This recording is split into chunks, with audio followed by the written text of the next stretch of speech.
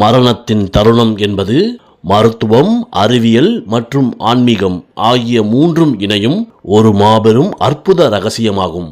மனிதனின் உடலில் இருந்து உயிர் பிரியும் அந்த சரியான நொடியில் உடலின் அனைத்து உறுப்புகளும் செயலிழக்க தொடங்கும் போது மூளையில் ஒரு விசித்திரமான மாற்றம் நிகழ்கிறது.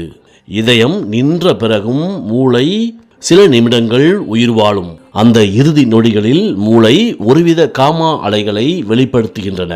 இந்த நிகழ்வு ஒரு மனிதன் தன் வாழ்நாளில் அனுபவித்திராத மிக உன்னதமான விழிப்புணர்வு நிலையாகும். இந்த நொடியில் காலம் உறைந்து போகிறது. ஆன்மா தன் வாழ்நாளின் அனைத்து நினைவுகளையும் சில மைக்ரோ வினாடிகளில் ஒரு திரைப்படம் போல தன்னுடைய அகக்கண்ணில் காண்கிறது. உடலின் பற்று இன்னும் முழுமையாக விலகாததால் ஆன்மா தான் ஒரு உடலுக்குள் சிறைப்பட்டிருப்பதை உணர்ந்து அதிலிருந்து விடுபட துடிக்கிறது. உயிரானது உடலை விட்டு வெளியேறிய உடனேயே அது பிரபஞ்ச பெருவெளியில் மறைந்து விடுவதில்லை. மரணத்திற்கு பின்னர் உடலின் தசைநார்கள் அனைத்தும் தளர்வடைந்து பின்னர் ரிகர் மார்டிஸ் என்ற நிலையின் காரணமாக உடல் விரைத்து போக தொடங்குகிறது. உடலின் வெப்பநிலை சுற்றுப்புற வெப்பநிலைக்கு குறைகிறது. உயிர் பிரிந்த முதல் சில மணி நேரங்களுக்கு ஆன்மா தன்னுடைய உடலை சுற்றியே சுழன்று கொண்டிருக்கும். தனக்கு இறப்பு நேர்ந்து விட்டது என்பதை உடனடியாக ஏற்றுக்கொள்ள முடியாமல் அந்த ஆன்மா தன்னுடைய உறவினர்கள் அழுவதையும் தன்னுடைய உடல் கிடத்தி இருப்பதையும் பார்த்து கொண்டு தன் உறவுகளிடம் பேச முயலும். ஆனால் ஒளியோ உருவமோ இல்லாததால் அதன் முயற்சி தோல்வியடைகிறது. இந்த நிலையானது ஆன்மாவிற்கு ஒரு கடுமையான உளவியல் அதிர்ச்சியை ஏற்படுத்துகிறது. உடலை குளிப்பாட்டி பாடையேற்றி சுடுகாட்டிற்கு தூக்கிச் செல்லும் அந்த இடைப்பட்ட காலத்தில் உடலின் செல்கள் ஆக்சிஜன் இன்றி முழுமையாக மடியத் தொடங்கும். திசுக்களில் உள்ள நொதிகள் உடலையே தானாக அழிக்கத் தொடங்கும். யோகக்கலையில் வெள்ளி இலை என்று ஒரு நுட்பமான ஆற்றல் பிணைப்பை பற்றி கூறுவார்கள். இந்த வெள்ளி இலைதான் உடலையும் ஆன்மாவையும் இணைக்கும் காந்த பாலமாகும்.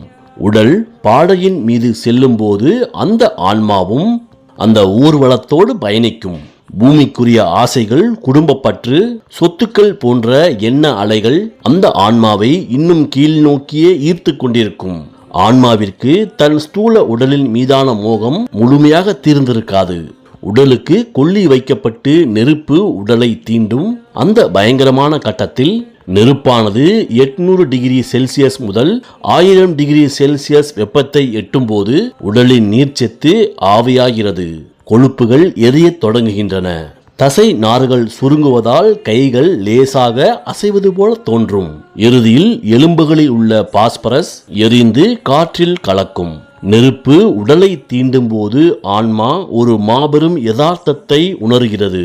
சரியாக தன்னுடைய நெற்றிக்கண்ணுக்கு பின்னால் உள்ள பினியல் சுரப்பி வெப்பமடைந்து அழியும் அந்த சரியான நேரத்தில் அந்த வெள்ளி இலை முற்றிலும் அறுபடுகிறது. தன் கண்முன்னே தான் இத்தனை காலம் போற்றி வளர்த்த அழகுபடுத்திய உடல் எரிந்து சாம்பலாவதை ஆன்மா சாட்சியாக நின்று பார்க்கும். நான் என்பது இந்த உடல் அல்ல என்ற பிரபஞ்சத்தின் ஆகப்பெரும் உண்மை ஆன்மாவிற்கு அப்போதுதான் அப்பட்டமாக விளங்கும். அந்த நொடியில் பூமிக்குரிய அனைத்து பற்றுக்களும் ஆசைகளும் கோபங்களும் சாம்பலை போல உதிர்ந்து போகும். உடல் முழுமையாக எரிந்து முடிந்து வெறும் சாம்பல் மட்டுமே எஞ்சி இருக்கும் அந்த நிலையில் ஸ்தூல உடலின் பிணைப்பு முற்றிலும் அழிக்கப்பட்டதால் ஆன்மா தன்னுடைய சூட்சும வடிவத்தில் எடையற்ற நிலையை அடைகிறது. பூமியின் புவியீர்ப்பு விசையிலிருந்தும் உலகியல் அதிர்வுகளிலிருந்தும் ஆன்மா முழுமையாக விடுபடுகிறது.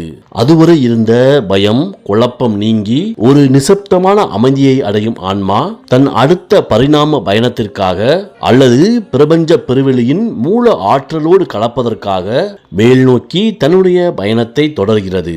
சுடுகாடு என்பது ஒரு உடலின் முடிவு மட்டுமல்ல, அது ஒரு ஆன்மா அறியாமையிலிருந்து விடுபட்டு பிரபஞ்சத்தின் உண்மையை உணரும் ஆகச்சிறந்த ஆன்மீக மற்றும் அறிவியல் கலந்த முக்தி தலமாகும்.